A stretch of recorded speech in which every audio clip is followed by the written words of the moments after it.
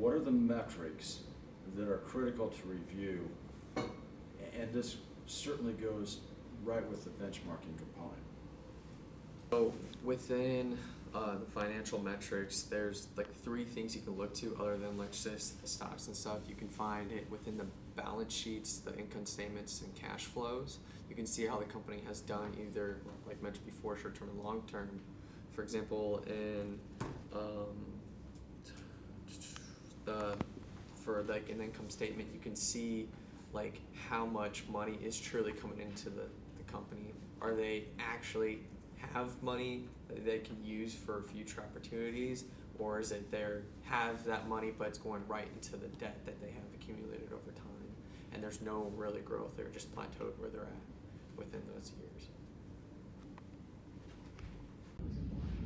With cash flows, it's important to look at a company's cash flow, because if they have money coming in, they can cover the expenses and have money towards product development and research. But if they don't have any money coming in, they're just wading boats in the water. They don't have anything to cover expenses today, and they don't have any expenses to cover even shorter term expenses. Why would we look at stock splits? Why would we look at dividends? So when we're analyzing a company, what are we looking at? So a company that pays dividends, a company that doesn't pay dividends. Why are we looking at those financial pieces as well? So earnings per share talks about like the overflow of each common stock within a company. So investors that see a high earnings per share for a company can see that it could be a high future investment, and it has shown to have continuous high earnings per share in the past, and future growth for either short-term, long-term, or even just Supply and demand. So like people that want to buy Amazon, if they buy it, then the stocks keep just going up and up and up, and then when people sell it, the prices go down. A perfect example of that would be when Zion Williamson like destroyed his shoe last year in the Duke game. Nike shares went down like 1%, which cost them about $1 billion. People started selling their shares because they lost faith simply in the product that Nike was producing. They didn't know if they could trust it. So that would be another reason why people would sell.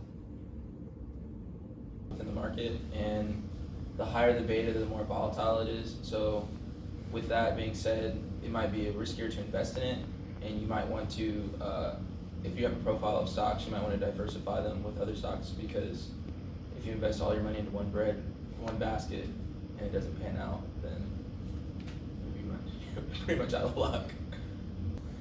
You would also look at how many stocks or shares of the company the C-suites own, because that tells you how much they believe in the company, and if they own more of it, then they think it's going to go further or succeed. And if they don't put a lot of their resources into it, they probably don't have a lot of faith that it's going to do well over a long period of time. Important to, as an investor, to see how many shares of stock the C-suite owns, and also to see when they're dumping their stocks, because that could indicate that some major event is coming up in the company, or that they think that the market's going to change pretty quickly or something of that sort, so that as an investor you can also get rid of your stock before it goes down, if that's the case. C-suite is buying, it's probably a good time they're going to do something big or release a new product, so a lot of other people will take note and start buying stock in the company when they see them start making large purchases in their stocks. people that would look for dividends, and it's technically like a dividend. It's free money for the investor and stuff, so it's nothing that can affect you over short term or long term. It's just like over each whatever annual part of the company, either if it's quarterly, semi-annually, or annually, you can receive practically free money as if it's like a savings account for your bank. So it's important to look at the financials of a company because it benchmarks you against your competitors. Make sure that you're operating efficiently and above par.